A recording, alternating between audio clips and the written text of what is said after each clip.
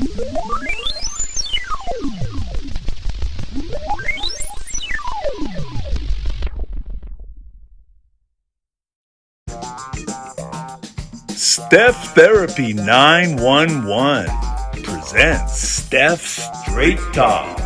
Stop the stigma. Join us every Sunday at 7 p.m. live Eastern Standard Time on Facebook Live. It's real, raw, uncensored. And now, here is your host, Stephanie Samuels.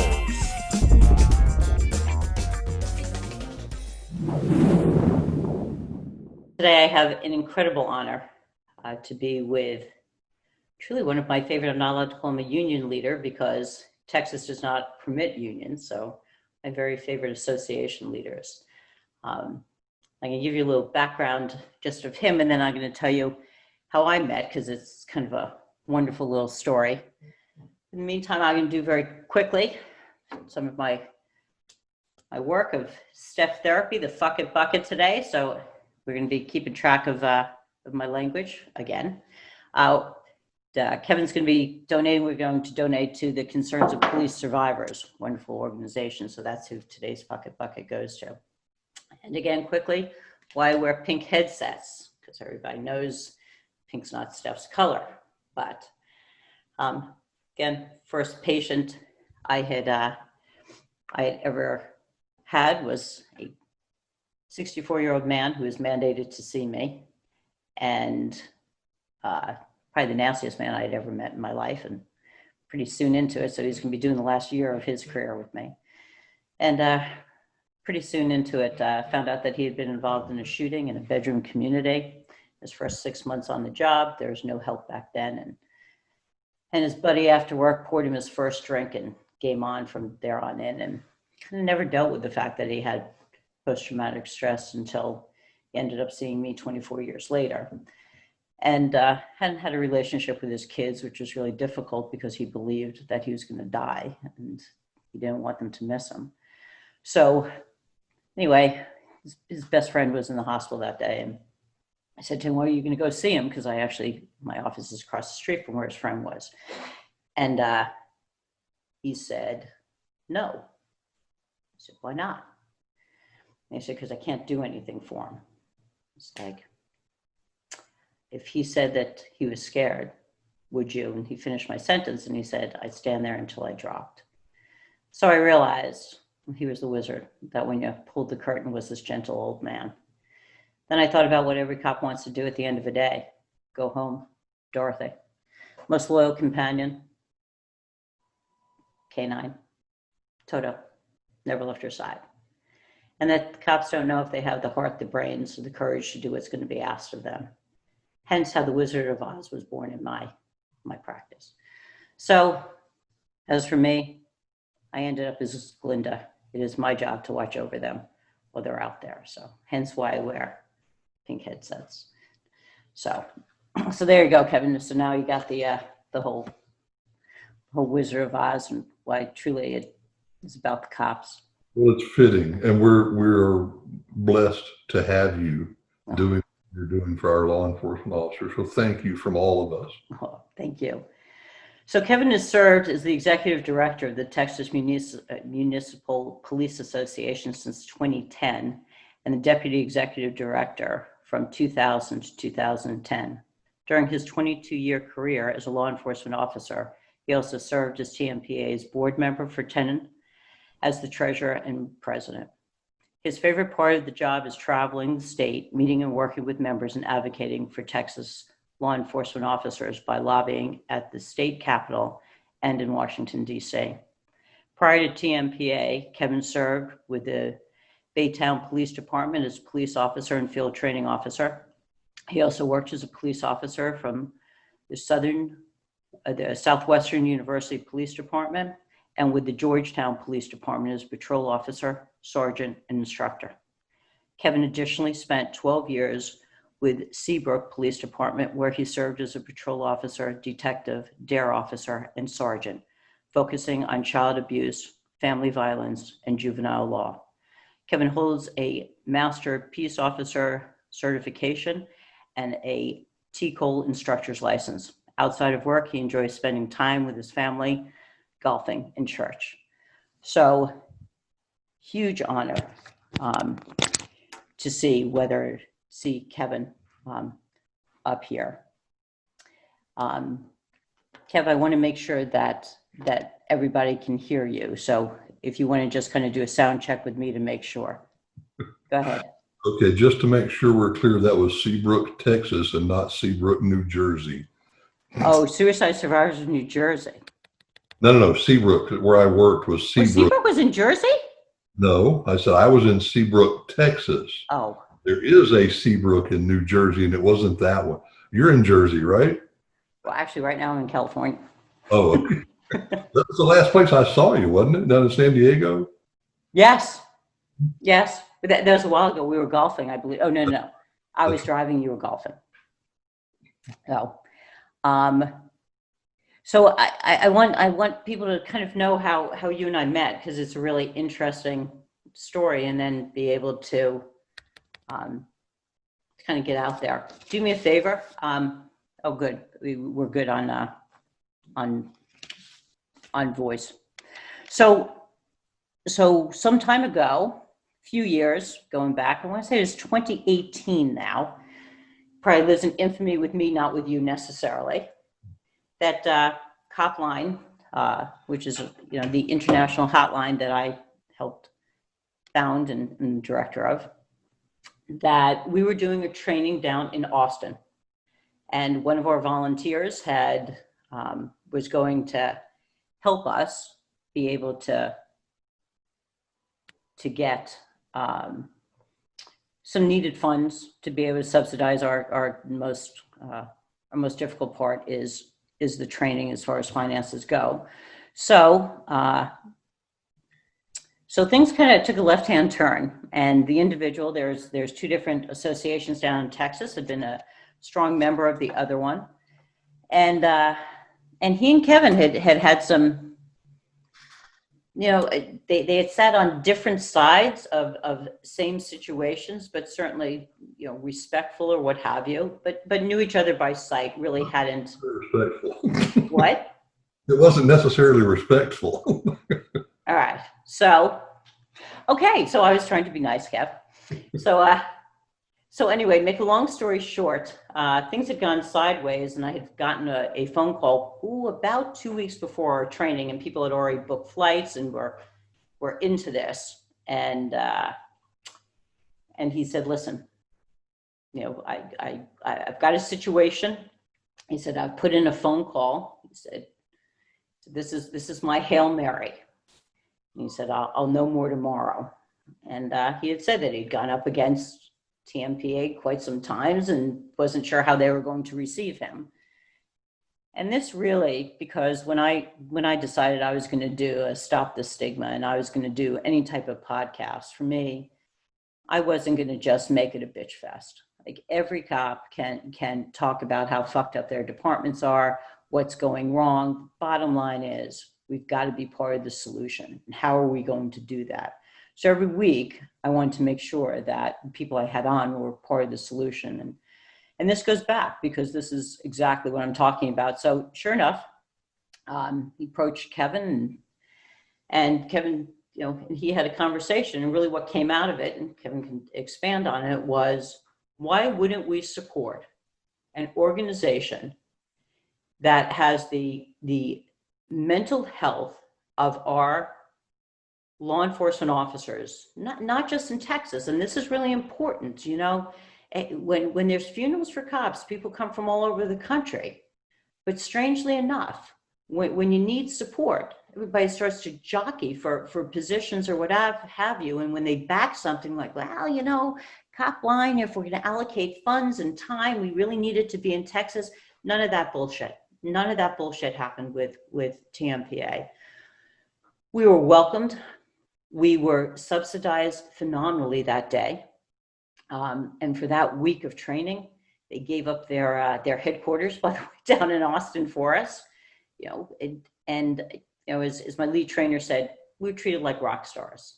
And it wasn't about money. It was about respect. It was about, truly understanding what was going on for the greater good of everyone in law enforcement and their families.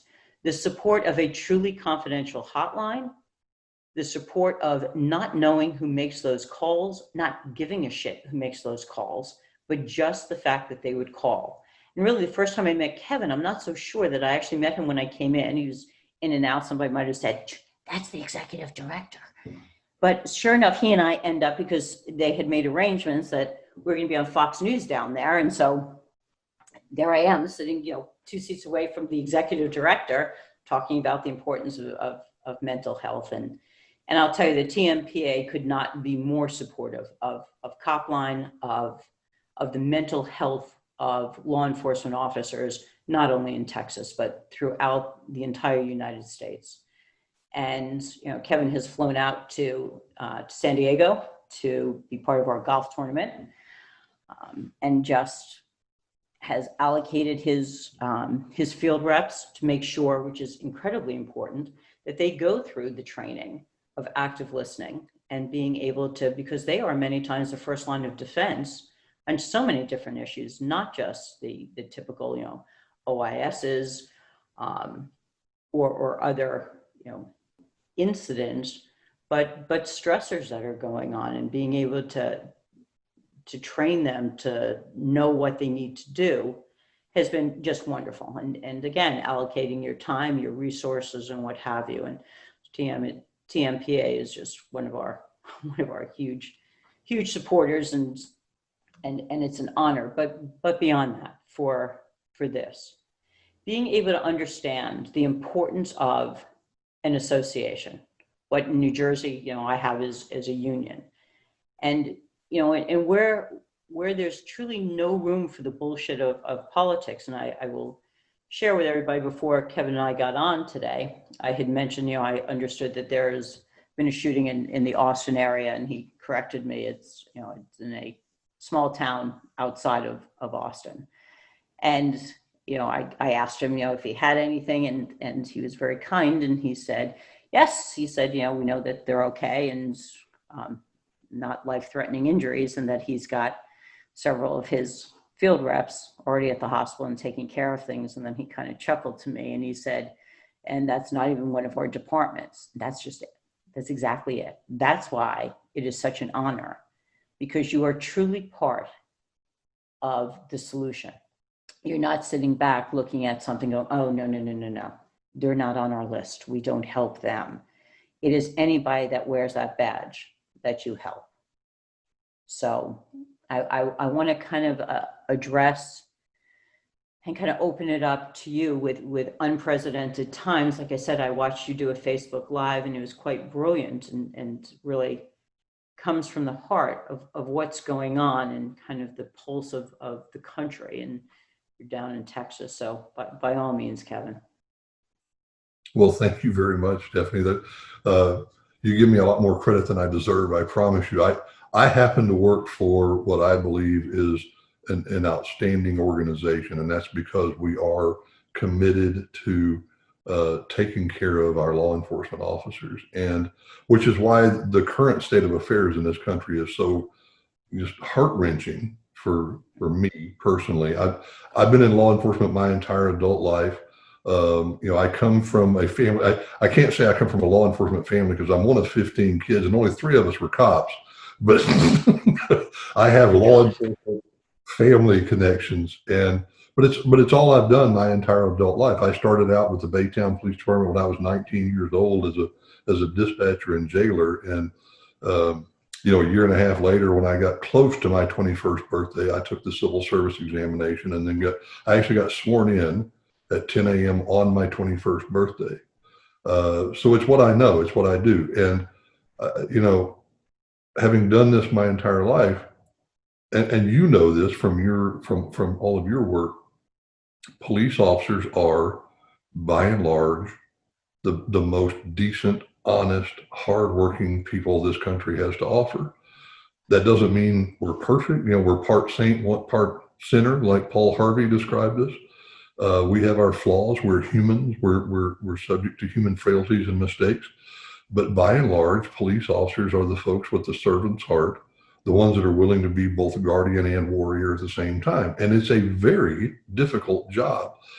And anybody who's never actually been in the job has trouble understanding why it's so difficult, why it's so stressful. It's not the dangers that we face. It's not the high-speed chases and the shootouts and the going into a building looking for an armed suspect.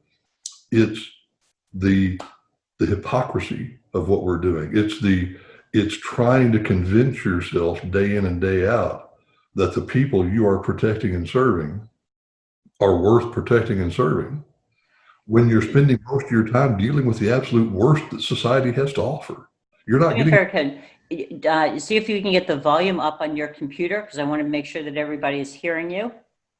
Is your computer is the volume all the way up on your computer? As far as I know it is. But... Okay, and then I'm just going to ask you to speak up a little, because we don't want to miss what you're saying. So. Okay, I've had some people tell me lately they were having some trouble hearing me on my computer, so I'll try to speak up a little bit more. Awesome. Anyway, I was talking to a friend of mine who's actually a psychiatrist a few years ago, and we had that conversation right there, is that the real stress of law enforcement is being able to convince yourself every day to go out there and continue protecting and serving the citizens of this country, when you're not spending your time dealing with the good citizens. And even when because let's face it, the vast majority of our citizens are good, decent people too. But cops don't deal with our good citizens, at least in a non-enforcement capacity, most of the time. We deal with the dregs of society, and we deal with people like Stephanie at the worst possible times, when their home's been burglarized, when their child's run away from home, when their daughter's been raped, when they've been in a wreck, or we're writing them a ticket.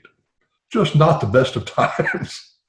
And so that's where it becomes stressful for law enforcement. And then it's also that we don't have people that we can talk to. We don't have folks because we don't want to bring it home. We don't want to burden our spouses with it. And so we kind of just, retreat inside of ourselves. And the only people we actually talk to are other cops. And that just makes it exponentially worse. So. And I think particularly now, because there's really not a whole lot of good going on. And that's what I find is you don't want to be part of cancer, and yet how do you keep your spirits up?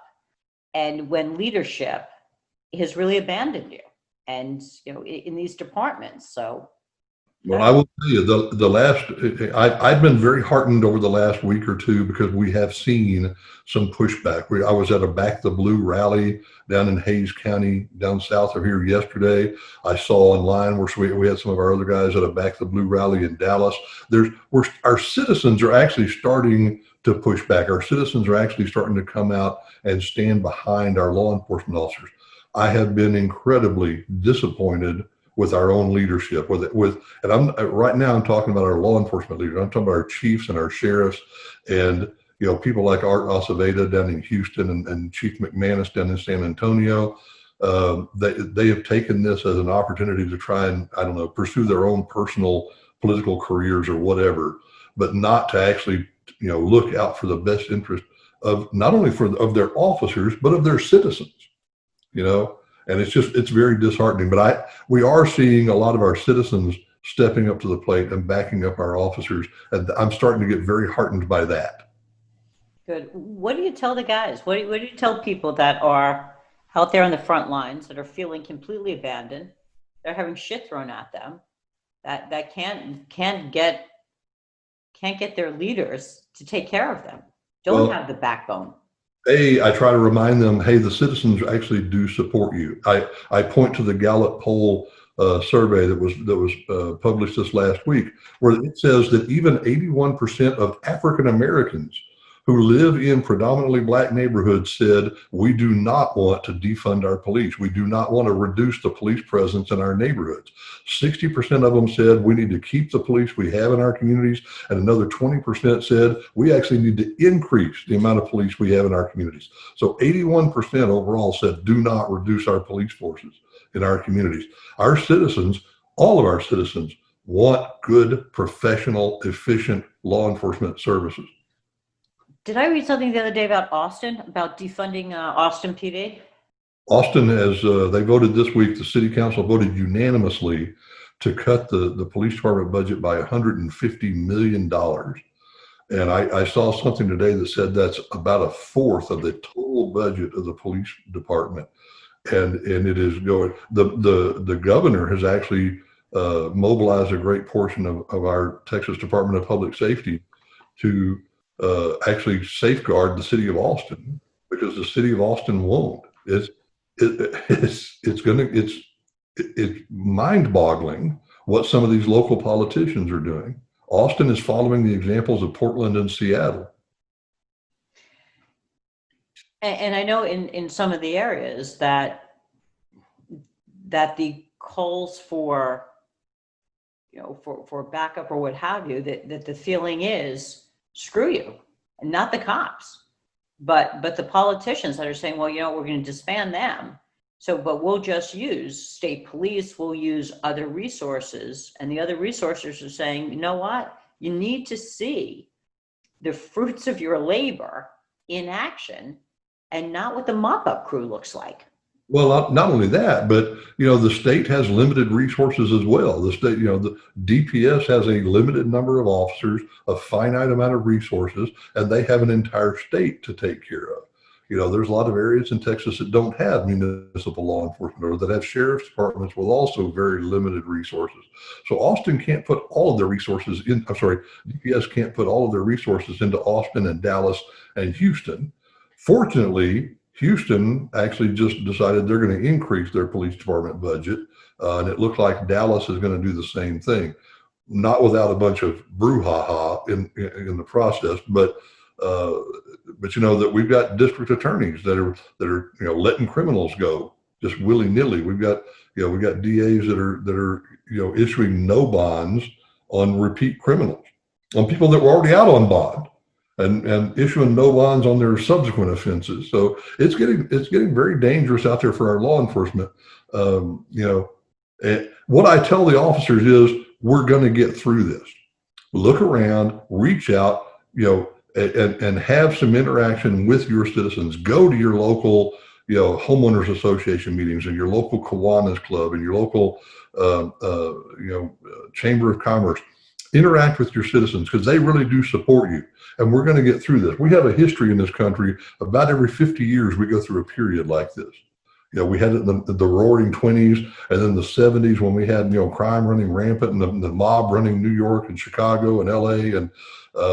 And maybe we've got to go through it about every 50 years just to remind us, about how bad things can get before we, push that pendulum back the other direction.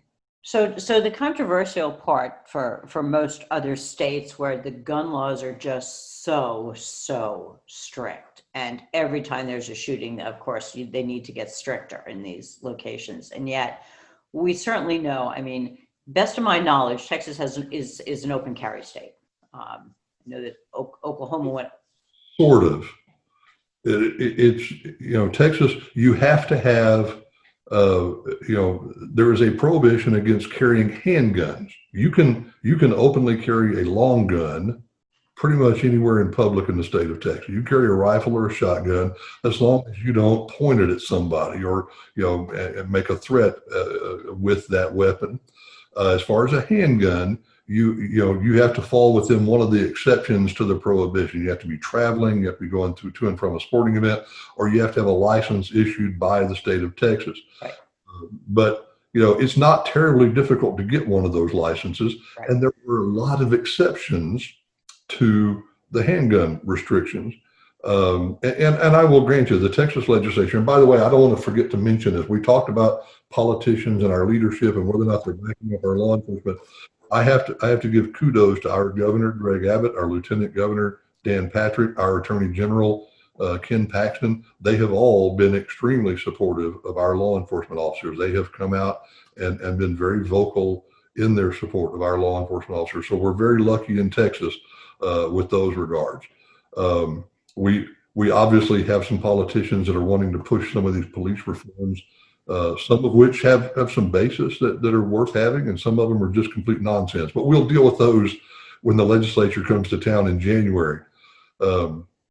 Anyway, I apologize. I kind of got off track. No. Because actually what I'm getting at is, guns don't hold the same fear in Texas as they hold in a New York and a New Jersey or what have you, in California. And now when we've got really in most of our generation, unprecedented times where they're talking about disbanding the police, and police presence is not necessarily what it had been, particularly if this continues, is how important is it for citizens themselves to be able to take care of themselves and their families? Well, gun ownership, like you say, it's a right that has been in the United States Constitution from the very beginning. It's been a big part of culture in Texas since Texas, before Texas even became its own country.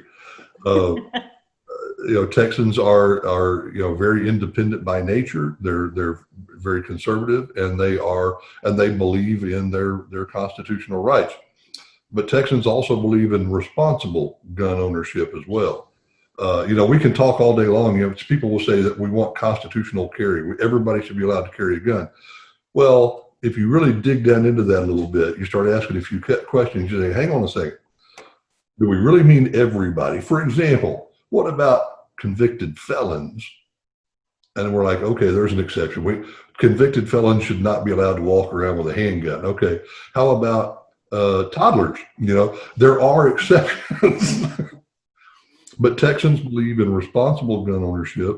And, I think Texans, the problem we have with gun ownership in Texas is that you have to be careful not to allow the criminals to get a hold of them. Be responsible. Make sure you don't leave them in an unlocked automobile. Make sure you don't, put them out there where they can get stolen and used the wrong way. When you have them at home, keep them secure, keep them locked away, keep them away from anyway, sorry, getting off the topic.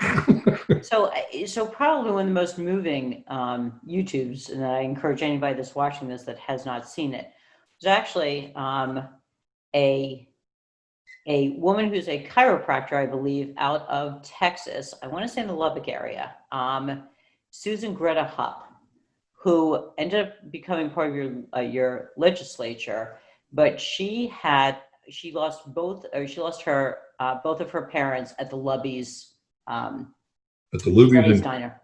Luby's in Killeen, Texas. And she ended up waiting. She testified before Congress on the Brady bill, and it is her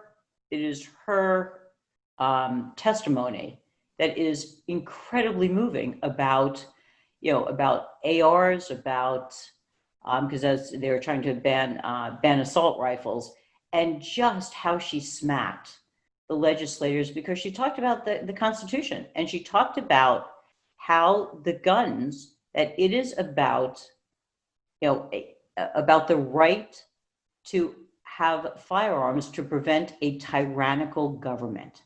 And this is really what we're finally starting to look at. And the fear that is centered around this election is truly this fear of losing part of our Constitution. And should those firearms go, as we have seen history over and over again, and in Nazi Germany, what most people don't know is because a lot of times they look at movies that are made, and Schindler's List, that was brilliantly done, absolutely ignored the fact that when Schindler released the people that had been working for him, he released them with firearms.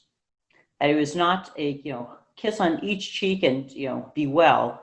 He knew what he needed to do because he knew they needed to protect themselves. And yet that was completely omitted from the movie. So that you really have to dig deep and do some decent research. Yeah. So there's kind of all these different components. And I think responsible gun ownership, I think responsible motor vehicle ownership, I think responsible pregnancy. We're really going to go off on tangents. How about responsible protests? If you want to go out and protest, that's great, but let's be responsible about it. Let's not let it turn into the Chaz that they had up in Seattle. Let's not start defacing and tearing down and burning down businesses just because you want to make sure your voice is heard. It's counterproductive. And a lot of people do not know that it was the Dallas officers that day that were out there guarding a Black Lives Matter movement when they were protest when they were shot. Correct. And they did not know at the time that the shooting started, at the time that sniper started shooting at people, they didn't know he was targeting law enforcement officers. As far as we all knew, he was just shooting at the protesters. But the officers were the ones running toward the shooting, and the protesters were the ones running away. The officers were running in to protect those very protesters that were protesting against the police officers. And as you say, five of our officers lost their lives in that effort. It was the second deadliest day in law enforcement fatalities that this country has seen, only behind September 11th of 2001. I mean, people don't understand kind of the concept of truly what went on, and the fact that law enforcement officers still to this day, they have no issues with protests. It is rioting that there's an issue. It's when it goes astray that's the issue. I mean, they believe in protecting the Constitution with truly their lives. How many of us can say that?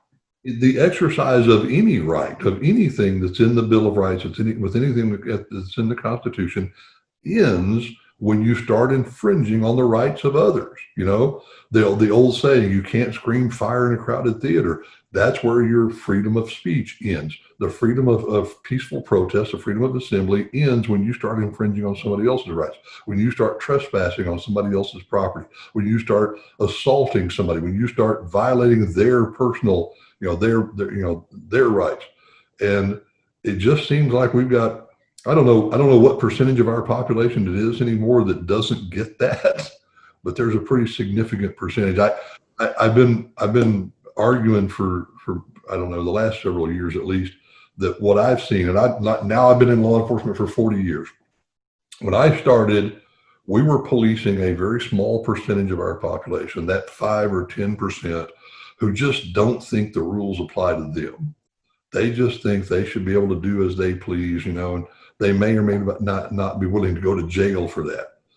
But now we've morphed into, not only do we have to deal with those, but we have to deal with a much more significant portion of our population.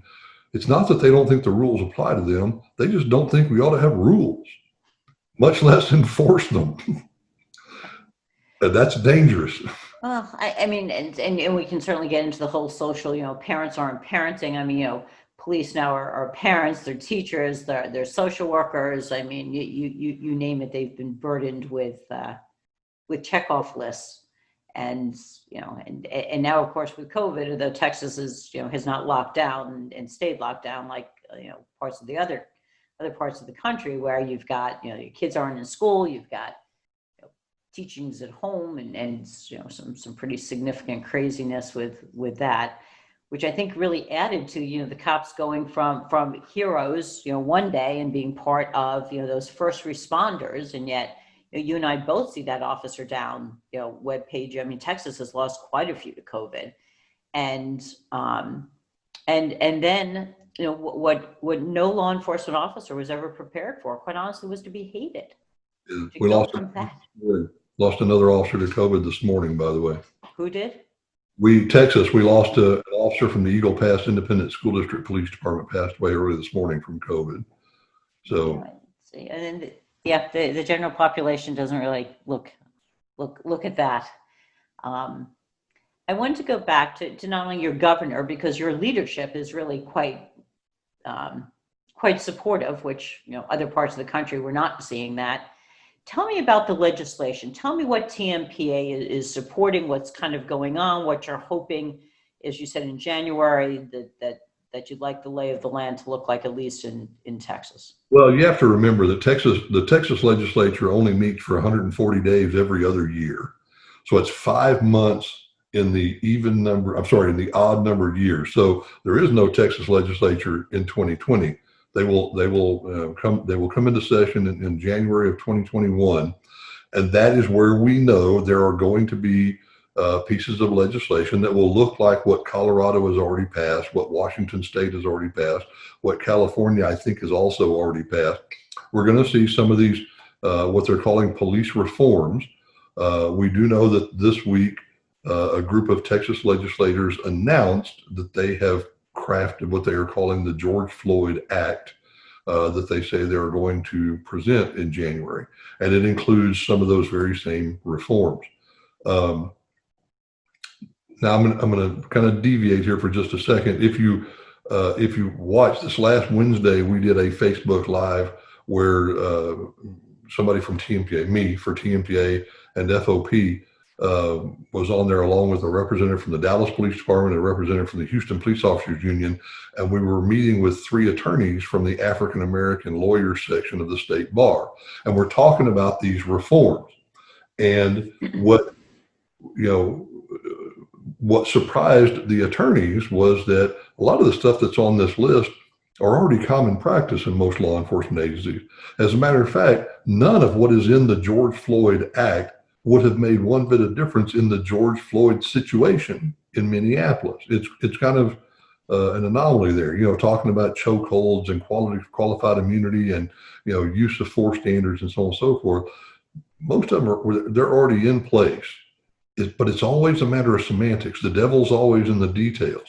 And you have to be very careful about unintended consequences when it comes to legislation. So in January, our number one objective will be to make sure that we don't pass any bad bills, that we don't create any bad public policy based upon disinformation.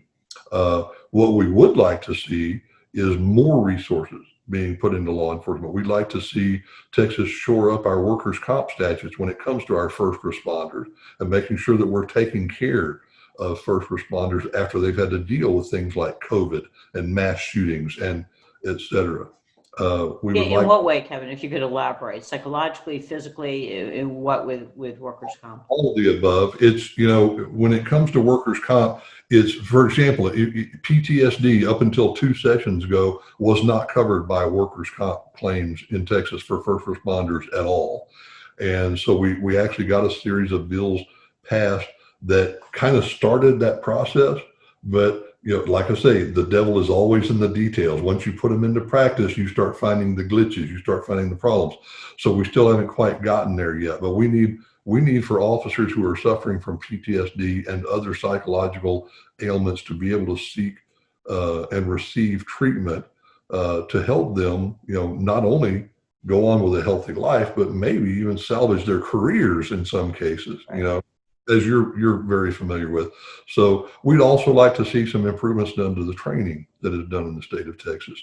Very often when we try to increase the standards, when we try to raise the level of training in Texas, we're getting, the pushback we're getting is actually from the cities and the counties because they don't want to pay for it.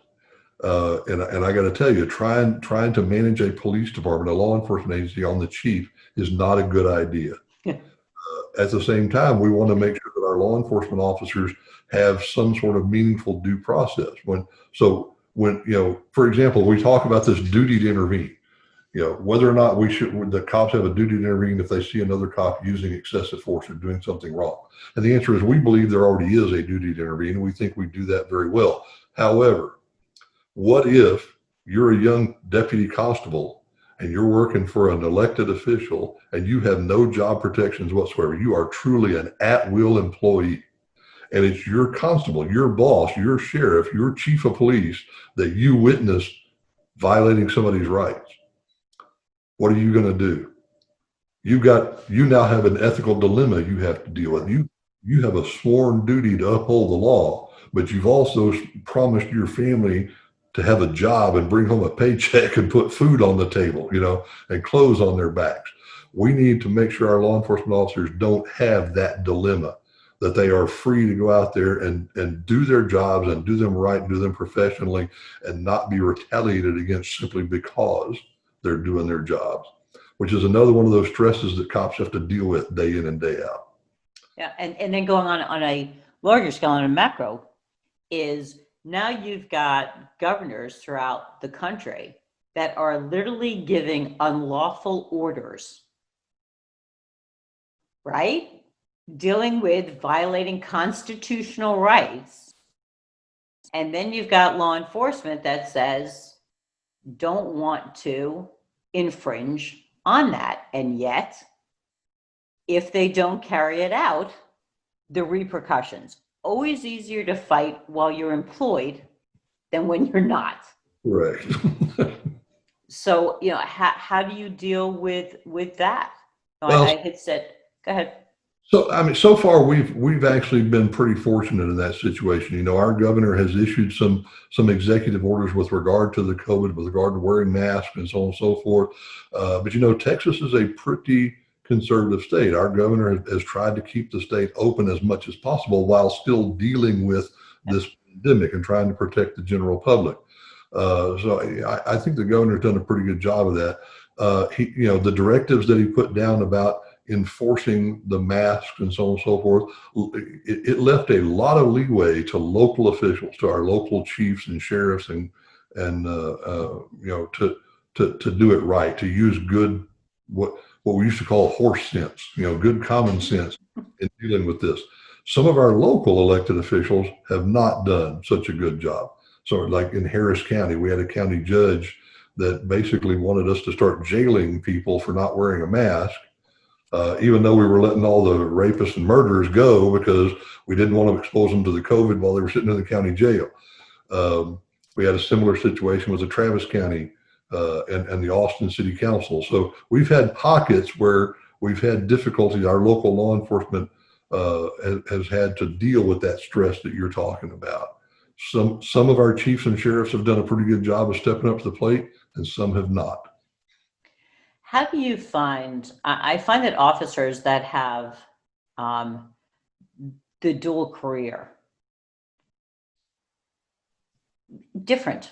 kind of different than those that have just been in law enforcement, that they seem to get that constitutional component. They seem to look at leadership very differently. And that paramilitary organization is really lax compared to the military organization, which they functioned extremely well. I mean, there's politics everywhere, but now all of a sudden you go into your law enforcement career, you're now hitting COVID, you're now hitting, being hated. What do you see on your end as far as people that are serving, that have the because I find them to be more resilient as well, that have the prior history of being in the military. What are you seeing, Kevin? I think there's pluses and minuses to that. Obviously, having been through the military and learned the self-discipline that the military instills is very helpful. It gives you a leg up.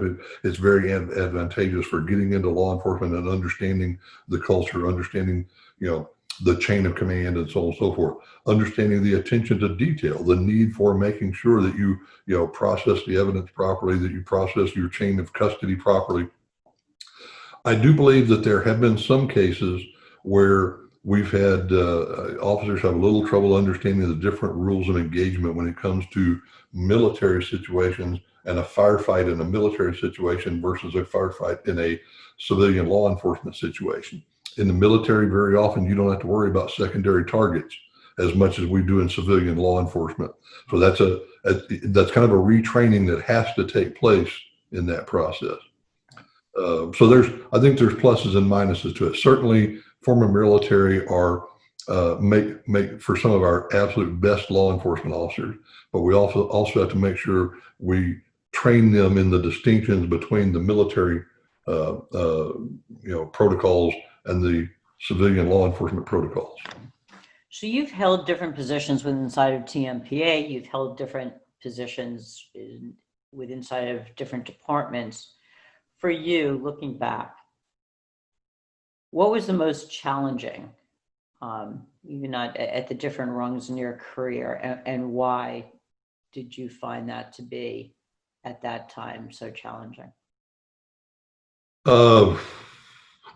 Well, personally, the most challenging would have been that when I hit that wall. That, in law enforcement, a newer officer, especially when you're a young officer like I was, you come into it with an idealistic kind of approach, and after a year or two, typically it's that 2 to 3 year period where officers hit that wall, where you start doubting your vocation, where you start doubting your own faith for that matter, uh, where you're really starting to, like I say, struggling with this concept of, I want to get out here and protect and serve my fellow man, but I have my doubts about whether or not my fellow man is worth it. And a lot of cops, never recover from that. That's why we lose so many officers before that 5th anniversary, because they get out of the business. They figure out they can't do it. So personally, that was probably the most challenging, was getting through that. And fortunately for me, I was a young married man with small children at the time, because I got married young, started having children immediately. So that made it exponentially more difficult for me. And even though I didn't realize I was going through it, we had a chaplain at my department who was a pastor at a local Baptist church. He saw something in me, and he took a personal interest, and he started doing ride-alongs with me. And I look back on it now, and fortunately I got a chance to see him again years later and thank him. But I have no doubt he not only saved my career, he saved my life. So that was the most challenging for me personally. The most challenging professionally Yes. was when I was investigating child abuse, sexual assault, family violence. When I was specializing in those, um, that's a tough way to make a living, dealing with those. How old were your kids at the time? When I started handling child abuse cases, my children were between 6 and 15, 6 and 13, somewhere in that age range. And yes, I remember explicitly one time going to a scene of a drowning of a 6-year-old child. And when I walked up on the scene, I literally saw my daughter floating in that water. And it's tough. You know, it's the kind of thing that we need people like you to help with. Our law enforcement officers, and this, cops have trouble admitting they need help. They don't want to be perceived as weak, and they're worried that if they tell somebody they need help, their departments are going to label them and run them out of the business. But they need to talk to somebody. They need somebody that can help them navigate those waters. They're just never supposed to see what you guys see. And truthfully, I mean, if you really think about it, Kevin, who would be the only people that would do well seeing what you guys see and being able to function? Sociopaths. I used to teach in the police academy over at the University of Houston, which was one of my favorite things to do. I loved trying to help these young folks that are getting into law enforcement understand the right way to, the right attitude to bring into the business with them. But I used to tell them that all the time. And when I would go to their graduations, because I got invited to be a speaker at their graduations on a pretty regular basis. And I'd have a chance to talk to their families.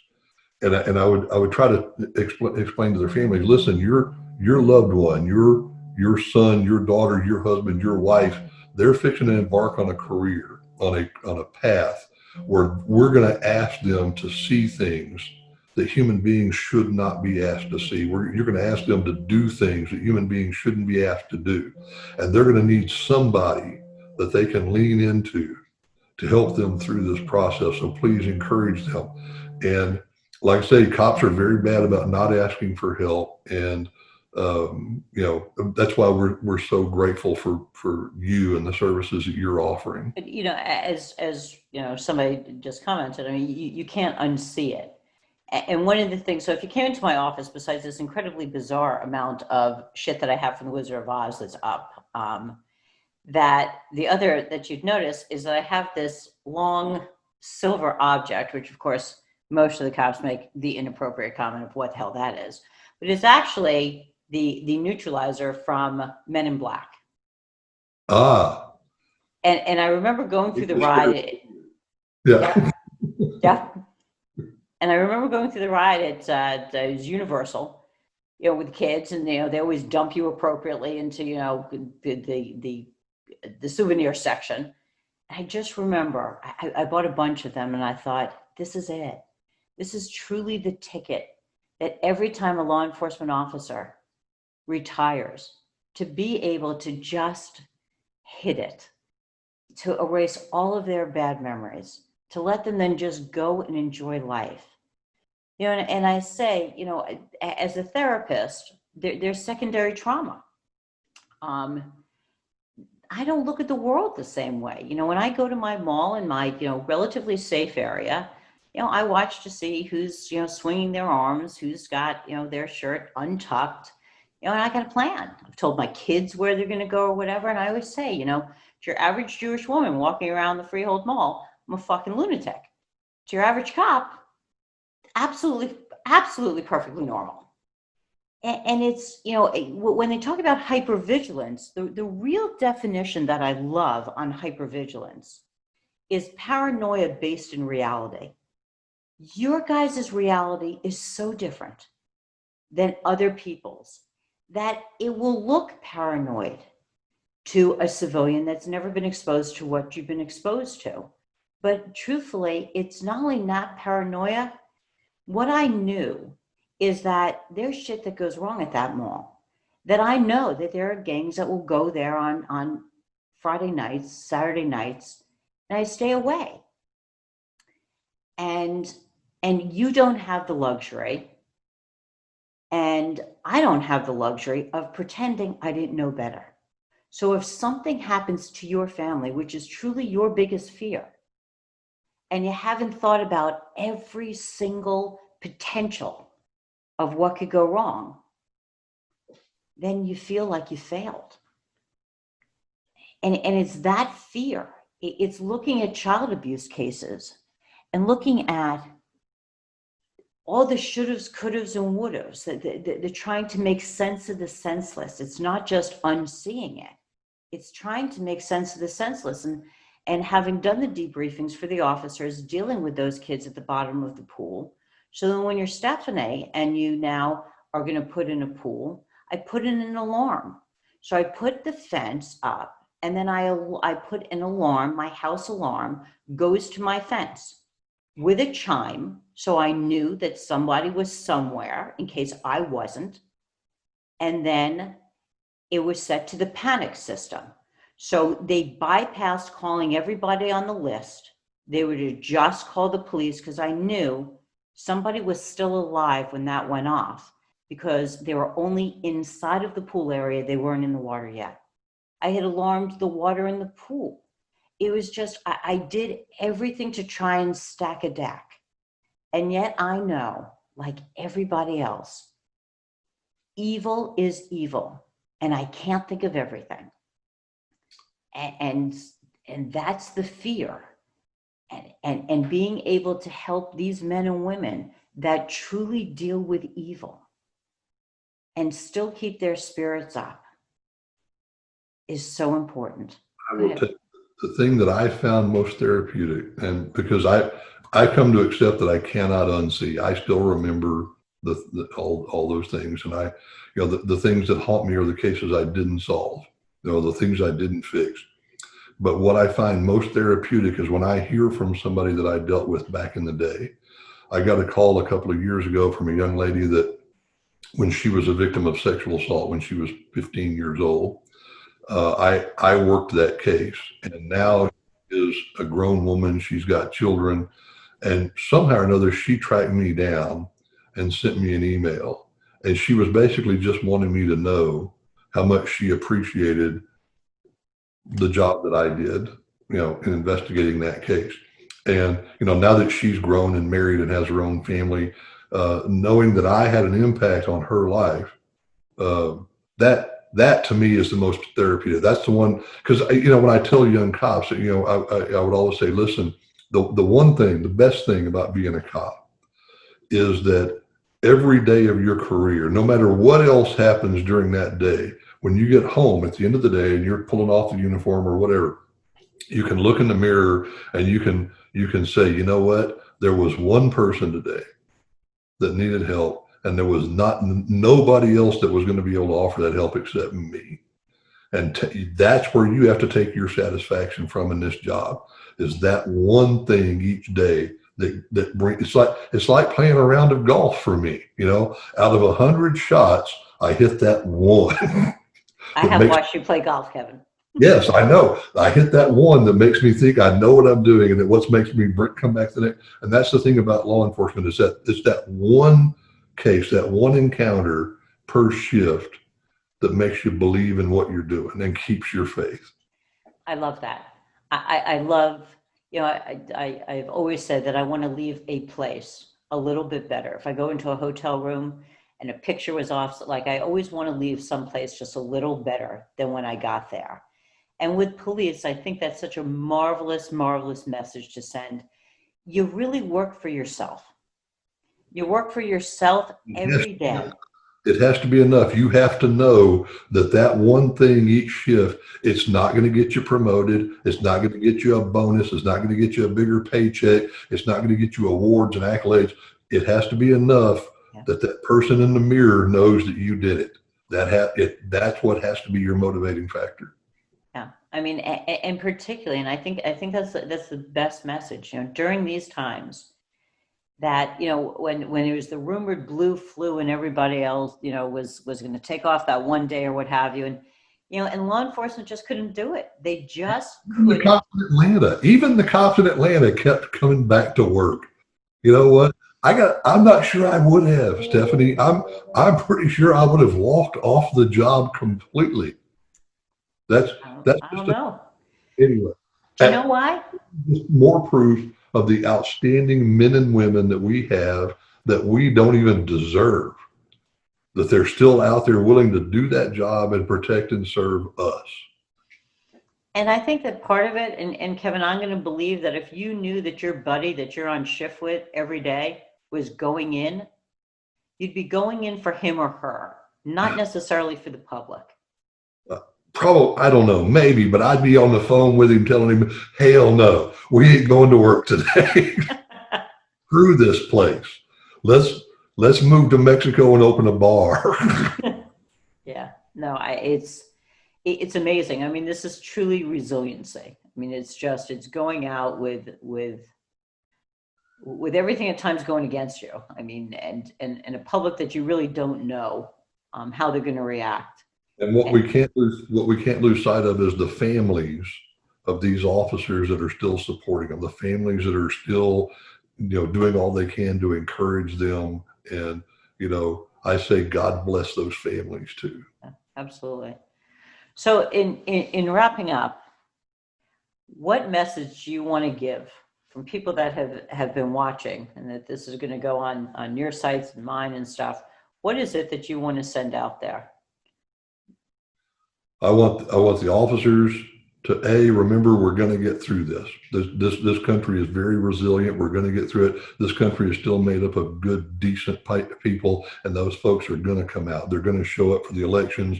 They're going to make sure that we elect the right people. And even when they don't elect the right people, this country will overcome it. We've overcome bad presidents and bad congressmen and bad senators.